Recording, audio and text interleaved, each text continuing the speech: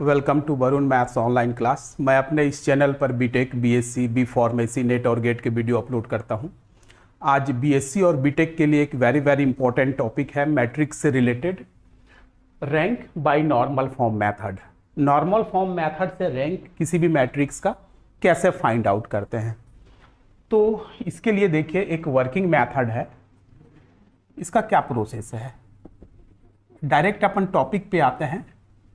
Working method, कोई सा भी आपको मैट्रिक्स दिया रहेगा उसका रैंक हम कैसे निकालेंगे नॉर्मल फॉर्म मेथड से।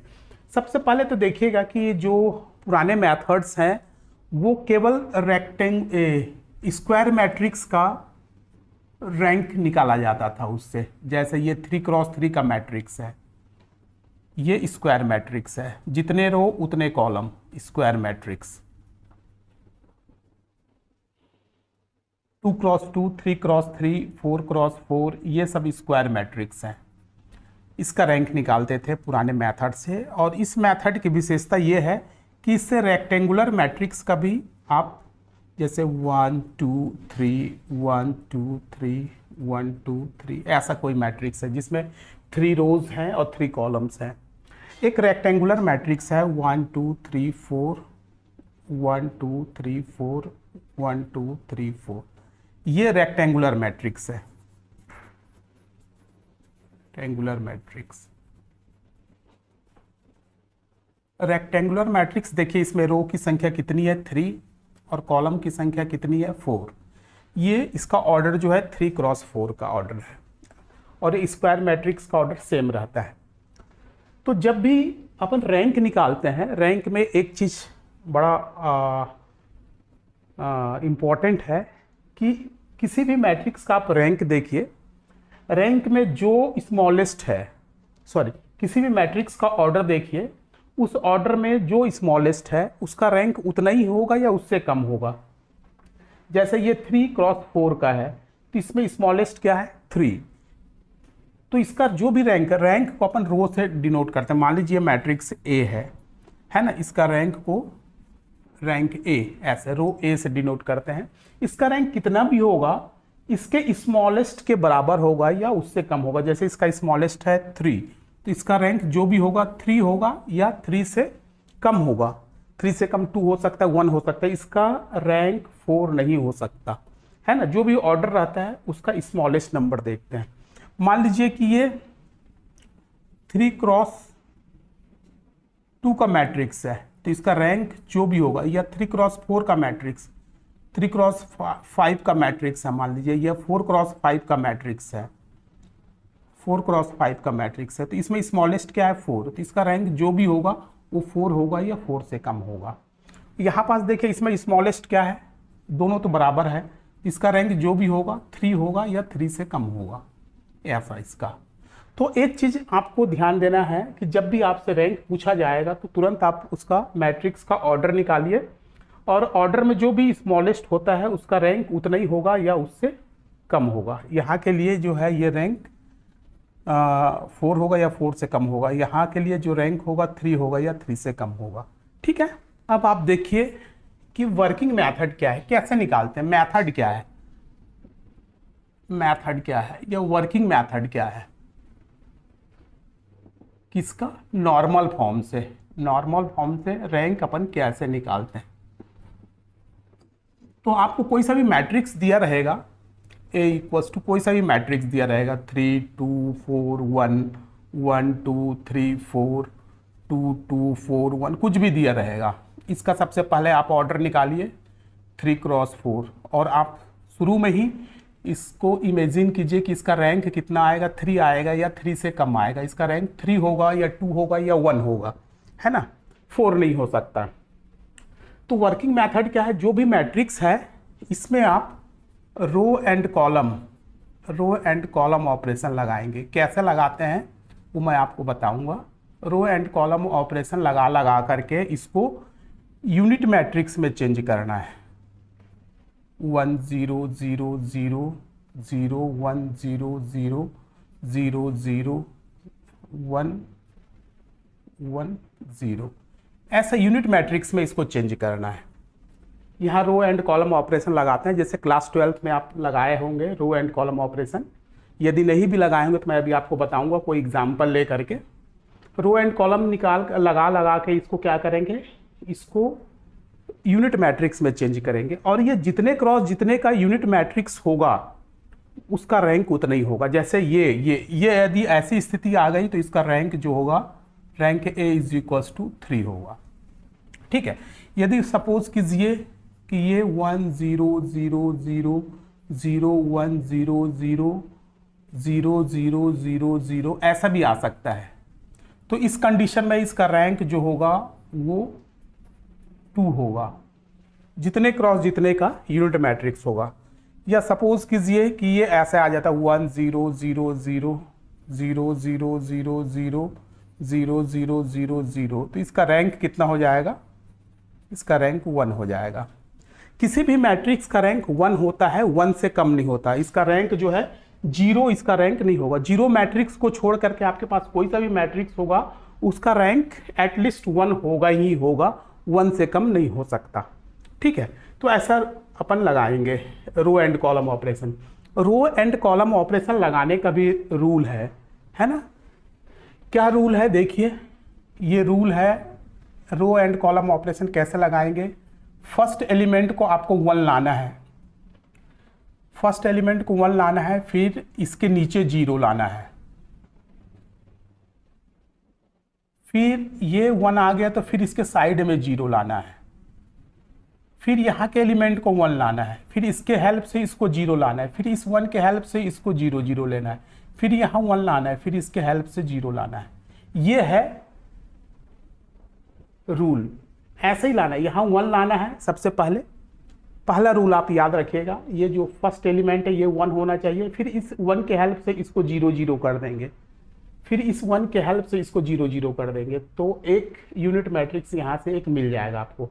फिर दूसरे बार में क्या करेंगे, यहाँ पास 1 लाएंगे, फिर इसके नीचे में 0 लाएंगे, फिर इसके साइड में 0 लाएंगे, फिर क्या करेंगे, यहाँ 1 लाएंगे, इसके साइड में 0 लाएंगे। ऐसा करने से क्या हो जाएगा, वो यूनिट मैट्रिक्स में चेंज हो जाएगा। आपको यही मेथड को याद रखना है।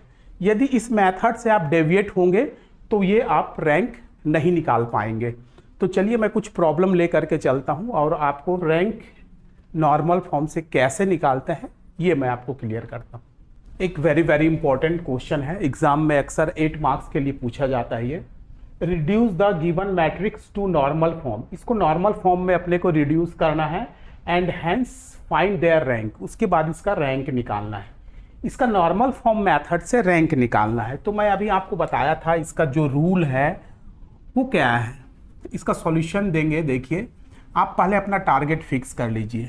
ये जो है 8 0 -8 1 3 -1 3 2 -3 6 2 4, ठीक है। इसमें आप रो एंड कॉलम ऑपरेशन लगाइए। रो एंड कॉलम ऑपरेशन लगा करके आप इसको यूनिट मैट्रिक्स में चेंज कीजिए। 1 0 0 0 0 1 0 0 0 0 1 0, ये जितने क्रॉस जितने का यूनिट मैट्रिक्स में चेंज होगा उसका रैंक उतना ही होगा, ठीक है। देखिए इसमें क्या करना है, रो एंड कॉलम ऑपरेशन लगा करके इसको यूनिट मैट्रिक्स में कन्वर्ट करना है, ठीक है। ये आपका टारगेट है, ये टारगेट है आपका। और इसको यूनिट मैट्रिक्स में कैसे चेंज करना है ये मैं आपको बताया हूँ। यूनिट मैट्रिक्स में इसको कैसे चेंज करना है, ठीक है, ये मैं आपको क्लियर किया हूँ कैसे करना है। सबसे पहला रूल क्या है, यहाँ पास 1 आना चाहिए। देखिए इसका सॉल्यूशन देता हूँ मैं। सॉल्यूशन, इसको मैं रिड्यूस कर रहा हूँ 8 0 -8 1 3 -1 3 2 -3 6 2 4। सबसे पहले यहाँ 1 आना चाहिए, ये फर्स्ट रूल है। उसके बाद यहाँ 1 आ जाएगा तो इसके नीचे 0 लाएंगे, फिर इसके साइड में 0 लाएंगे। एक एक करके देखिए। सबसे पहले यहाँ आपको 1 लाना है, तो 1 आप कैसे भी ला सकते हैं, बहुत सारे रूल्स हैं, आप जैसा चाहो वैसा 1 ला सकते हैं। यहाँ पास में देखो, यहाँ पास 1 दिख रहा है, मैं कॉलम 2 को कॉलम 1 के साथ इंटरचेंज कर दूंगा। Column change with column 2, column 1 change by 2, है ना। इसको चाहो तो आप C12 ऐसा लिख सकते हो। इसका मतलब हुआ कि कॉलम 1 2 जो है आपस में इंटरचेंज हो गए। तो यहाँ पास 1 आ गया, मेरे को यहाँ 1 चाहिए था, 1 मिल गया। और ये हो जाएगा 8 0 -8 3 2 -3 6 2 4। ठीक है, आप इसी रूल को फॉलो करते जाइएगा, अदरवाइज फिर ये यूनिट मैट्रिक्स में कन्वर्ट नहीं होगा। सबसे पहले यहाँ 1 आना चाहिए, 1 आ गया। अब इस 1 की सहायता से इसको 0 करना है। तो देखिए कैसे 0 करते हैं। इसको 0 करने के लिए इसमें 3 का मल्टीप्लाई करके इसके साथ माइनस करता हूँ। ये है रो 2, रो 2 will change, row 2 -3R1, R1 में 3 का मल्टीप्लाई करके इसको मैं ये माइनस करूँगा। तो रो 1 तो वैसे ही रहेगा 1 8 3 6। इसमें 3 का मल्टीप्लाई करके माइनस कीजिए, 3 का मल्टीप्लाई करके माइनस कीजिए, 3 का मल्टीप्लाई करके माइनस कीजिए, 3 का मल्टीप्लाई करके माइनस कीजिए। ठीक है, ये हो गया। और इन दोनों को प्लस कर दीजिए, R3, इसके दोनों नीचे में 0 आना चाहिए। तो R3 चेंज होगा R3 + R1 कर दीजिए आप। तो ये दोनों को प्लस करेंगे तो यहाँ 0 आ जाएगा, ये दोनों को प्लस करेंगे यहाँ 0 आ जाएगा, ये दोनों को प्लस करेंगे यहाँ 0 आ जाएगा, ये दोनों को प्लस करेंगे यहाँ 10 आ जाएगा। ठीक है, सबसे पहले यहाँ 0 लाते हैं। इस देखिए इस 1 की सहायता से ये साइड में 0 ले आए, नीचे 0 ले आए। अब इस 1 की सहायता से इधर भी 0 लाएंगे। इधर रो ऑपरेशन चला तो इधर कॉलम ऑपरेशन चलेगा। देखिए कैसे करना है। यहाँ ये हो जाएगा, इसको 0 करना है तो मैं कैसे करता हूँ देखिए, इसकी सहायता से। तो ये 1 0 0, इसमें C2 कॉलम 2 चेंज होगा, कॉलम 2 -8C1। इसमें 8 का मल्टीप्लाई करके माइनस कर दीजिए, 0 आ जाएगा। 8 का मल्टीप्लाई करके माइनस कर दीजिए और 8 का मल्टीप्लाई करके माइनस कर दीजिए, ये चेंज हो गया। अब यहाँ 0 लाना है तो C3 will change, C3 -3C1। 3 का मल्टीप्लाई करके माइनस कर दीजिए, 3 का मल्टीप्लाई करके माइनस कर दीजिए, 3 का मल्टीप्लाई करके माइनस कर दीजिए, ये आ गया। और यहाँ C4 में क्या चेंज होगा, C4 -6C1। 6 का मल्टीप्लाई करके माइनस कर दीजिए 0, 6 का ये -16 और ये हो जाएगा 10। ये देखिए, ये रूल को आप याद रखेंगे, बाकी बहुत आसानी से बनते चला जाएगा। ठीक है, यहाँ 1 लाना है। सबसे पहले देखिए यहाँ मैंने 1 लाया, यहाँ 1 लाया, फिर इसके नीचे 0 लाया, फिर इस 1 के साइड में 0 लाया। ये एक पार्ट कंप्लीट हो गया। फिर क्या करूँगा, यहाँ 1 लाऊंगा, यहाँ 1 लाऊंगा, इसके नीचे 0 लाऊंगा, फिर इसके साइड में 0 लाऊंगा, है ना। फिर यहाँ 1 लाऊंगा यदि आएगा तो। ठीक है, चलिए इसी प्रोसेस को आप कंटिन्यू रखिए। देखिए दूसरे रूल में यहाँ पास अपने को 1 लाना है। ये 1 था, इसके नीचे 0 आ गया, इसके साइड में 0 आ गया। फिर यहाँ 1 लाएंगे, इसके नीचे 0 लाएंगे, फिर इसके साइड में 0 लाएंगे। तो पहले यहाँ 1 लाना है तो -1/24 का मल्टीप्लाई कर देता हूँ कॉलम 2 में। तो यहाँ मैं लिखता हूँ यहाँ लिखा मैं -1/24 टेकिंग कॉमन फ्रॉम C2। यहाँ से 24 को कॉमन लीजिए तो ये हो जाएगा 1 0 0। या 24 -24 कॉमन आ गया तो यहाँ 1 आ जाएगा और ये हो गया 0 -7 0 0 -16 और ये हो गया 10। ये हो गया। ठीक है, यहाँ 1 आ गया। अब इस 1 की सहायता से अपने को कैलकुलेशन करना है, इसको 0 लाना है और इसको 0 लाना है। ये तो ऑलरेडी 0 है, अब इसके साइड में 0 लाना है। तो कैसे लाएंगे देखिए, इस 1 की सहायता से इसको 0 करना है तो ऑलरेडी 0 है, फिर इधर और इधर को 0 करना है। ये क्या है, column 3 will change, column 3 + 7C2। इसमें 7 का मल्टीप्लाई करके इसके साथ प्लस कर देंगे तो ये हो जाएगा 1 0 0 0 1 0। इसमें 7 का मल्टीप्लाई करके ऐड करेंगे, 7 का मल्टीप्लाई करके ऐड करेंगे, 7 का मल्टीप्लाई करके ऐड करेंगे तो इतना आ जाएगा। अब इसको 0 लाना है, C4 will change, C4 + 16C2। इसमें 16 का मल्टीप्लाई करके इसके साथ ऐड करेंगे तो ये हो जाएगा 0, ये हो जाएगा 0, ये हो जाएगा 10।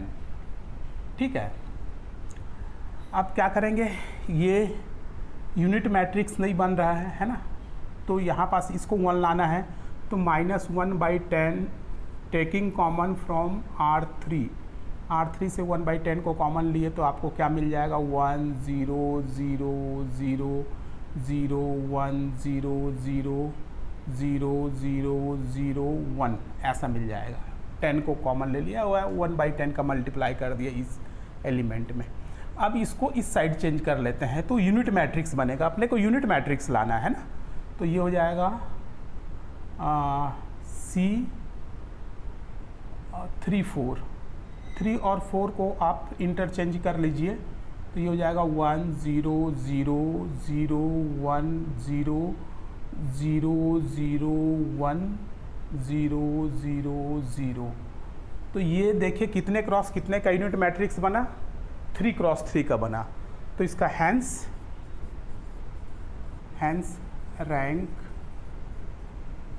Rank A is equals to 3। इसका रैंक जो होगा वो कितना होगा, 3 होगा। ठीक है, ऐसे अपने को रैंक निकालना है।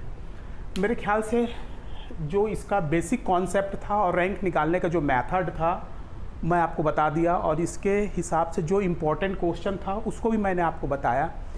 यदि इसमें कोई भी प्रॉब्लम हो तो आप मेरे को कमेंट करके ज़रूर पूछिएगा, मैं इसको पूरा बताने की कोशिश करूँगा।